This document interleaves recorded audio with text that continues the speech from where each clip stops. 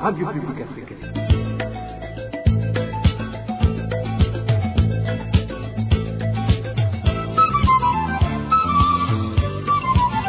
Radio Publique Africaine.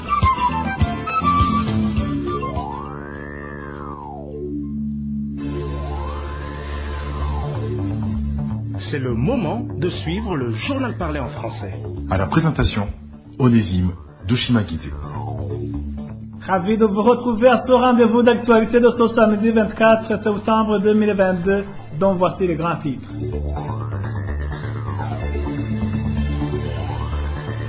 Perturbation de vente des cartes de recharge à Gitega ce vendredi. À l'origine, la descente de la police est venue rappeler à l'ordre les vendeurs de ces cartes après avoir constaté qu'ils ne se sont jamais acquittés des taxes de l'Office burundais des recettes depuis qu'ils ont débuté ce commerce. À la Haine également, l'administrateur de la commune Mabanda en province de Makamba est accusé par la population d'être impliqué dans la vente frauduleuse du carburant. Celle de la commune Rugombo en province de Chibitoke déplore quant à elle le fait que même quand ce produit est disponible sur les stations-service, elle n'en reçoit qu'une petite quantité et en plus, ce carburant ne dure que le temps de l'arroser. Le mini-magazine au cœur de la société d'aujourd'hui se focalise sur la déclaration du patrimoine par les hautes autorités au Burundi. Le détail tout de suite.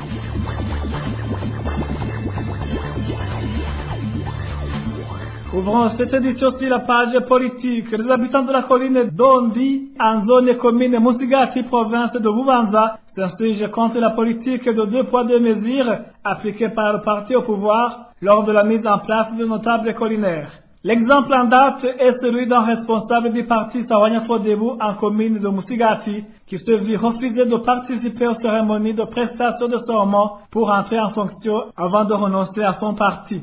Le point avec Emmanuel Nyungeko. L'administrateur de la commune de Musigati et le secrétaire communal du parti CNDD-FDD dans cette même commune sont ceux pointés du doigt par les habitants de la colline d'Ondi pour avoir refusé au responsable communal du parti Sawanya Frodebu à Musigati de participer aux cérémonies de prestation de serment des notables collinaires avant de renoncer à son parti. Alors que celui qui avait gagné le plus de voix lors des élections, ce citoyen qualifie son comportement de la politique de 2 poids 2 mesures au moment où le responsable du parti au pouvoir sur une colline voisine, lui, n'a pas été inquiété. Un des habitants de la colline d'Ondi témoigne.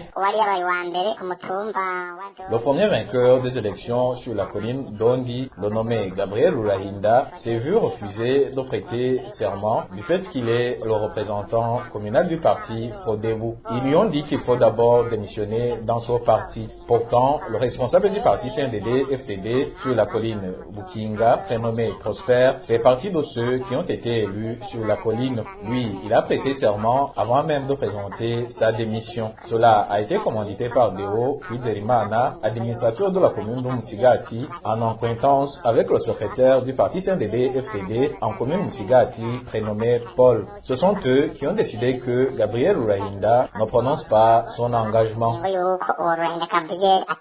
Ce citoyen déplore le fait que l'administrateur de la commune de Musigati, sous la complicité du responsable communal du parti CNDD-FDD, est passé outre la volonté de la population, ce qui va à l'encontre de la démocratie. Nous ne comprenons pas pourquoi l'administrateur est responsable du parti CNDD-FDD dans la commune s'arroge le droit de désobéir l'expression de la population. C'est lui qui avait remporté les élections, mais le responsable du parti s'est entendu avec l'administrateur pour lui refuser de prêter serment pour la simple raison d'être militant du parti Frodebu, alors que c'est lui qui a été élu par la population. Nous voyons qu'ils n'ont pas encore maîtrisé la notion de démocratie. À ce sujet, la rédaction de la RPA a tenté de contacter Deo Kwizerimana, administrateur communal de Musigati, mais il est resté injoignable. Merci à toi Emmanuel Nyungeko. La police a saisi ce vendredi des parapluies des vendeurs de cartes de recharge et de transfert d'argent par téléphone qui œuvrent dans la ville de Gitega. Pour cause, ces vendeurs ne perdent pas les taxes à l'Office burundais des recettes OBR. Ces vendeurs indiquent toutefois qu'ils n'ont jamais été consultés pour le mode de paiement de ces taxes. Prise de détail avec Dani Claire et la Tour. Ce vendredi, pendant la journée, la police, en collaboration avec les agents de l'Office burundaise des recettes OBR, chargés de la collecte des taxes, a saisi des parapluies des vendeurs de cartes de recharge et le transfert d'argent, mais leurs uniformes appelés les gilets n'ont été prises. Lors de cette saisie, la police a également emporté des parapluies des commerçants du riz haricots qui travaillent le long des routes menant au marché de Gitega. Selon notre source, la police les aurait confondus avec les vendeurs de ces cartes. Ces parapluies saisis par la police appartiennent aux sociétés Econet Léo et Lumitel. Ces maisons de communication les donnent à ces vendeurs des cartes de recharge et le transfert d'argent par téléphone. Selon toujours notre source, parmi ces vendeurs de cartes de recharge, la cause de la saisie de ces parapluies est de les empêcher de travailler parce qu'ils ne paient pas des taxes à l'OBR. De leur côté, ces vendeurs fustigent ce travail. Ils disent qu'on devrait les consulter et leur indiquer les degrés des taxes qu'ils sont à mesure de payer, surtout que nombreux sont des jeunes sans emploi. Ils disent qu'ils font ce petit métier pour leur survie. Actuellement, pour se protéger contre la pluie et le soleil, certains vendeurs de ces cartes de recharge et le transfert d'argent ont dû acheter des simples parapluies, et tandis que d'autres ont déjà eu des parapluies de Econet Léo et Lumitel. Merci à toi, Daniker. Il a tout. On va parler aux gouvernances à présent. L'administrateur de la commune de Mabanda en province de Makamba est accusé par la population d'être impliquée dans la vente frauduleux du carburant. Pour la population, ce comportement de l'administrateur exacerbe la crise du carburant dans cette commune. Le point avec Inès Gakiz. L'administrateur de la commune de Mabanda en province de Makamba, Jean-Berry Hatungimana, est très actif dans le commerce du carburant sur le marché noir, se plaignent ces sujets. Depuis l'injonction du ministère de l'Intérieur aux administratifs, dont les administrateurs communaux, de superviser la distribution du carburant dans leur localité, Jean-Berry Hatungimana en a fait une belle occasion pour ses profits. Cet administrateur communal se pointe sur la station-service et sert lui-même le carburant. Jean-Berry Hatungimana sert surtout dans les bidons à ses agents personnels qui vont par la suite vendre ce carburant au marché noir, comme le révèle ce citoyen. Lorsque le carburant est disponible, c'est l'administrateur en personne qui le distribue chez les stations-service. Il le sert à la pompe et se contente surtout à remplir les bidons qui sont transportés d'où l'on ne sait pas. Puisque le carburant est devenu un casse-tête ici à Mabanda, s'il devient qu'il soit disponible, la gestion est assurée unilatéralement par l'administrateur. De l'autre côté, l'administrateur de la commune de Mabanda ne sert qu'à celui qui lui glisse une certaine somme d'argent comme intéressement. D'autres qui amènent des bidons isent de la corruption, puisque aucun citoyen n'oserait affronter l'administrateur en train de distribuer le carburant sans qu'il soit conscient du fond d'ové qu'il lui aurait fait. Ce qui est plus révoltant chez la population, c'est qu'il remplit uniquement ses bidons et le propriétaire de véhicule rentre bredouille. L'on se demande en fait le règlement qui autorise l'administrateur de distribuer le carburant. Au marché noir, en commune de Mabanda, l'on sert le carburant à partir d'un litre ou 1,5 litre. Le prix est compris entre 5 000 et 10 000 francs burundais. Sur le marché noir, le litre coûte entre 4 500 et 5 000 francs. Quant à 1,5 litre, le prix est compris entre 9 000 et 10 000 francs. La commune de Mabanda compte 3 stations-service sur lesquelles l'administrateur Jean-Berry Hatungimana fait le tour aussitôt que le carburant est disponible, ajoute ses administrés. À ce propos, nous avons contacté Jean-Berry Hatungimana, administrateur de la commune Mabanda, et Françoise Ngozirazana, gouverneur de la province Makamba, mais sans succès. Parlant toujours de la crise du carburant, les habitants de la commune de Rugombo se plaignent de la pénurie de ce produit et déplorent le désordre qui s'observe dans la distribution chez certaines stations-service de la province de Cibitoke. À part qu'en cas de disponibilité, ce produit ne dure que le temps de l'arroser, les habitants regrettent le fait qu'ils ne sont jamais tous servis. Même ceux qui sont servis n'en reçoivent qu'une petite quantité. Eric Nyozima pour les détails.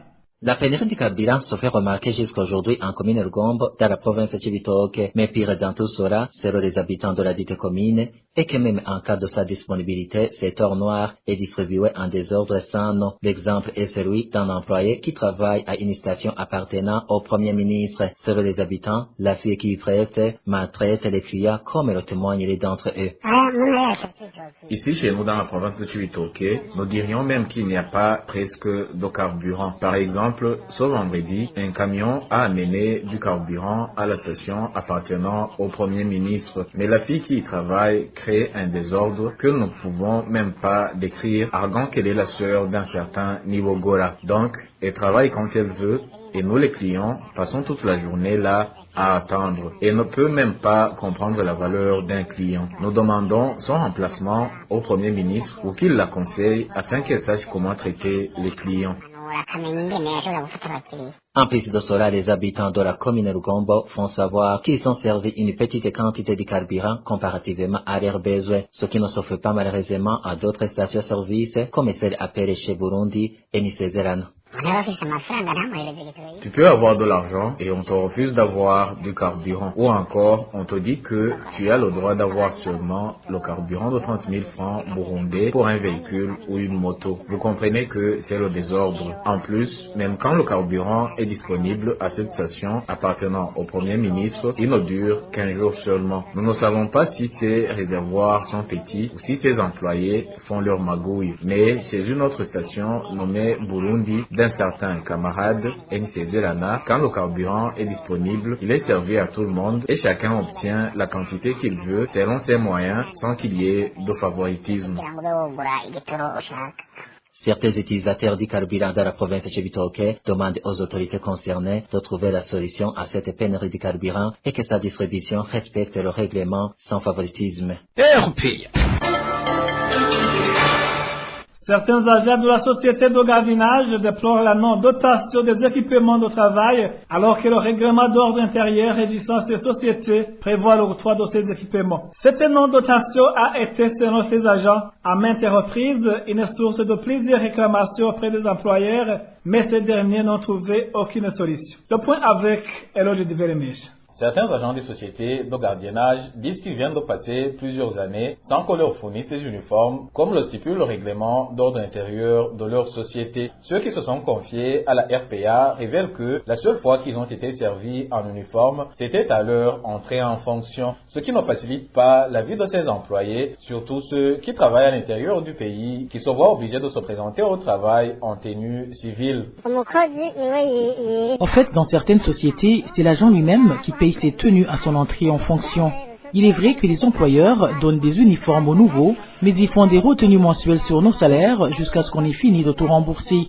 Pour ce qui est des bottines qu'on devrait en principe porter comme chaussures, on nous dit d'en chercher nous-mêmes ou de mettre n'importe quelle chaussure, pourvu que ce soit de couleur noire. Actuellement, la majorité de ceux qui sont affectés à l'intérieur du pays portent des habits simples. L'autre manquement signalé par tes agents concerne les frais de communication, ce qui les met des fois en danger, vu qu'ils ont parfois du mal à trouver du renfort une fois attaqués. Cette victime d'agression à son travail témoigne. En fait, dans certaines sociétés, c'est l'agent lui-même qui paye ses tenues à son entrée en fonction. Il est vrai que les employeurs donnent des uniformes aux nouveaux, mais ils font des retenues mensuelles sur nos salaires jusqu'à ce qu'on ait fini de tout rembourser.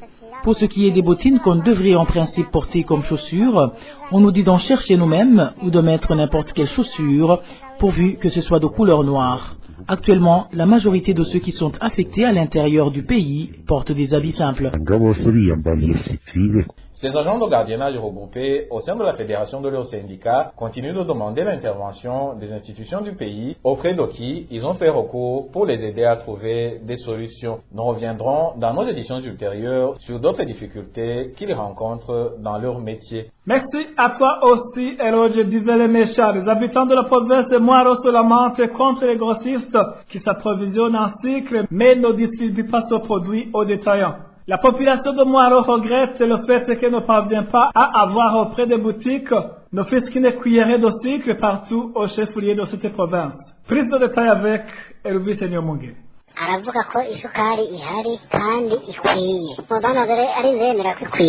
Il accepte qu'il a des cycles insuffisants, alors si son commerçant accepte qu'il en possède en quantité suffisante, qu'il le distribue partout dans les boutiques. Il faut qu'on trouve des cycles comme on trouve des sels et autres produits. Nous lui avons posé la question, mais il n'y a réservé aucune réponse puisqu'il est conscient de ses magouilles. Il s'agit des grossistes de la province Mwaro appelés Bukuru qui œuvrent dans le commerce du cycle. Les habitants de la ville de Mwaro se plaignent pourtant des cycles qui sont grossistes libres à un petit commerçant détaillant au quartier d'Ikagoma, mais des cycles qui ne durent pas longtemps à être servis. yayihaye muri quartier Kagoma urabona tuzi ngo yamuhaye imifuka ingahe muri ikindi cyerekana amahinyu uwitora ntawarenza ikiro kimwe ko kubera ubu nawe nyene ntayagifise naho ugira amahera kuri centre Mwaro ahigifuka ukayibura isukari ntubu kugikomeza. Il y en a un qui a reçu du sucre au quartier appelé Kagoma, mais nous ne savons pas combien de sucre il y en a.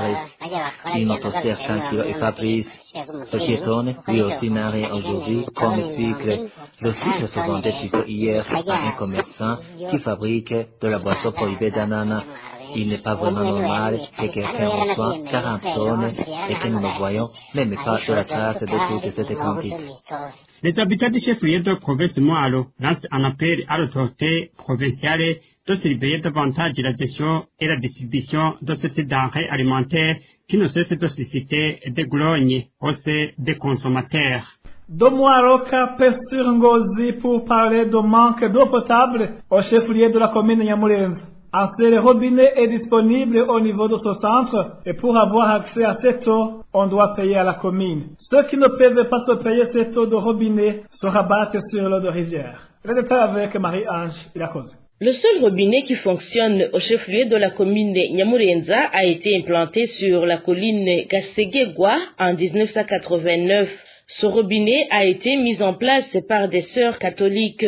Ce robinet devrait servir tous les habitants du chef-lieu de la commune Nyamurenza. Cependant, l'eau de cet robinet n'est pas donnée gratuitement. L'administration l'a récupéré et a exigé de l'argent à toute personne qui vient pour puiser de l'eau. Tous les habitants du chef-lieu de la commune Nyamurenza se rencontrent sur un seul robinet et ce robinet fait d'ailleurs couler de l'eau en trop petit débit. Il faut être persévérant pour espérer rentrer avec de l'eau. Ce robinet a été construit par des sœurs. Ce qui est honteux, c'est que même si ce robinet est en don, cela n'empêche pas l'administration de faire payer toute personne qui vient puiser. Pour un bidon de 20 litres, on paie 50 francs burundais. Ceux qui ne sont pas capables de payer cet argent ou de passer plus de temps à attendre leur tour de puiser, ils se rendent et vont chercher de l'eau des rivières. Pour ceux qui n'ont pas d'argent ou qui ne veulent pas passer beaucoup de temps pour avoir de l'eau, ils préfèrent aller puiser dans la rivière Kadouda à 2 km. Les habitants du chef-lieu de la commune Nyamurenza demandent aux chargés de cette question de prendre des mesures qui s'imposent pour bénéficier l'eau potable comme il se doit. Nous n'avons pas pu joindre Césari Nizigiyimana, administrateur de la commune Nyamurenza, pour donner des éclaircissements. Merci à toi aussi Marie-Ange. Il a causé après cette petite transition. C'est le mini-magazine au cœur de la société. Le mini-magazine au cœur de la société d'aujourd'hui se focalise sur la déclaration du patrimoine par les hautes autorités au Burundi. À la présentation, Pierre Gahungu. Au cœur de la société. Au cœur de la société est une émission de tous les samedis, préparée en synergie par les radios Inzamba Agateka Kawe, Radio RPA Ijuya Onyagihugu, ainsi que la radio-télévision Renaissance. L'article 95 de la Constitution du Burundi stipule que lors de l'entrée en fonction et à la fin de celle-ci, le président de la République, le vice-président, le premier ministre et les membres du gouvernement sont tenus de faire sur l'honneur une déclaration écrite de leurs biens et patrimoine adressée à la Cour suprême, ce qui n'a pas encore été fait par ces hautes autorités du pays. Quelles sont les conséquences de ce refus de déclaration des richesses par les plus hautes autorités? Quelles sont les conséquences de cette violation de la loi fondamentale? Nous avons fait recours aux analystes en économie et en droit dans le mini-magazine Au cœur de la société de ce 24 septembre 2022. Pierre Gahungu à la présentation. Bienvenue.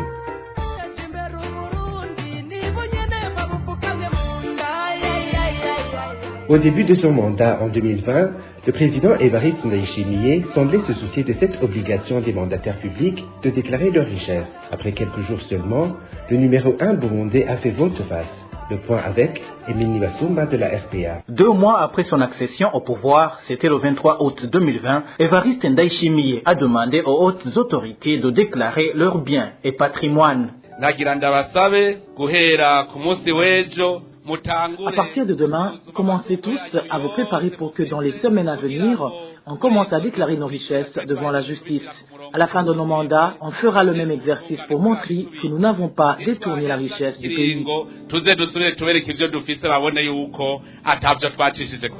Un mois plus tard, le 25 septembre de la même année 2020, lors de la conférence publique à Gitega, le président Evariste Ndayishimiye avait fait volte-face. Selon lui, chacun pourrait garder secret ses richesses, mais que la vérification interviendrait si et seulement si il y avait des soupçons de détournement. La question a été ensuite officiellement évoquée dans le Conseil des ministres du 9 juin 2021. Le président Evariste Ndayishimiye a demandé ce jour-là aux membres du gouvernement de procéder à la déclaration de leurs biens, car selon lui, les formulaires relatifs étaient déjà disponibles à la Cour suprême. Mais jusqu'à présent, on ne sait pas où en sont ces membres du gouvernement, y compris le président de la République, sur cette question de déclaration de leurs richesses. Tout pays qui n'exige pas la déclaration des biens et patrimoines pour ses mandataires politiques souffre en matière de la bonne gouvernance et de la lutte contre la corruption, selon l'économiste Faustin Dikoumana. La déclaration de biens, c'est le fondement même de la bonne gouvernance dans un pays. Si on veut renforcer la politique de bonne gouvernance dans un pays, le premier principe, c'est la déclaration des biens par les mandataires publics. Parce que la déclaration des biens rappelle aux autorités, aux mandataires publics, qu'ils sont redevables par rapport à leur mission de travail. Et cette déclaration leur rappelle aussi qu'ils ne doivent jamais confondre pendant l'exercice de leurs fonctions, leur patrimoine et le patrimoine public, qu'ils doivent respecter la chose publique. Aussi, cette déclaration aide à combattre l'enrichissement illicite, les mauvais pratiques d'enrichissement illicite, le blanchiment, où une petite minorité s'accapare au pouvoir s'accapare les richesses du pays, en délaissant le reste du pays coupir dans une misère indescriptible. Cette déclaration aide à la lutte contre la corruption. La déclaration aide à suivre méticuleusement l'enrichissement de ces cadres. Si vous enrichissez de façon illicite, alors vous serez appelé à répondre. Lorsque la loi est violée par ceux qui sont au sommet de l'État et qui étaient censés la faire respecter, la culture de respect de la loi est alors reléguée au second plan, même pour les autres administratifs. C'est le juriste Vital Chimimana qui le dit. Quand le président de la République dit que la déclaration du patrimoine n'est pas nécessaire, donc comprendre que la violation de la Constitution et des lois du Burundi est permise, à ce moment, tout le monde s'y adonne. Et en conséquence, cette loi ne peut pas être appliquée. Ceci pose également la question de l'indépendance du pouvoir judiciaire, parce que la déclaration du patrimoine devrait être reçue par la Cour suprême et les autres juridictions. Donc, en conséquence, ces juridictions doivent exiger le respect de cette disposition légale, mais tel n'est pas le cas aujourd'hui.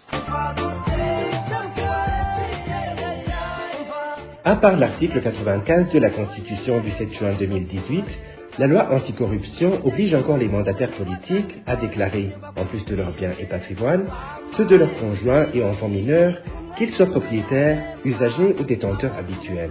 Ces lois sont aujourd'hui sciemment violées par les concernés. Et c'est par ici que prend fin le mini-magazine Au cœur de la société. Pierre Garangou était à la présentation. Au revoir. C'était l'émission Au cœur de la société. Merci à toi aussi Pierre Gahungu. Merci mesdames et messieurs d'avoir prêté oreille attentive. Et ainsi s'achève cette édition. À la présentation, vous étiez avec Onésime Dushimagi. Bon week-end à tous.